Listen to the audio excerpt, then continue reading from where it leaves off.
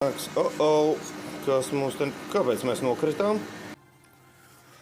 Tā, šodien eksperimentējam. Mēģinam palīdzēt restaurācijas procesā šitām tādām te Volvo 262 GL atjaunot šitās zīmītes, kur šitos jau mēs esam dabūjuši nost, jau notīrījuši.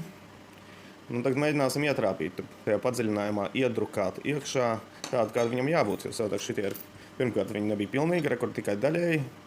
Viņam jābūt nevis pusītēm, bet veseliem un dzelteniem. Tā kā tādus oriģinālus vairāk laikam dabūt nevar, tad mēģināsim viņu iedrukāt iekšā. Kur šito jau mēs uz palikanīšu uzlikām. Mēģināsim tagad uzštelēties, lai varētu trāpīt tur iekšā.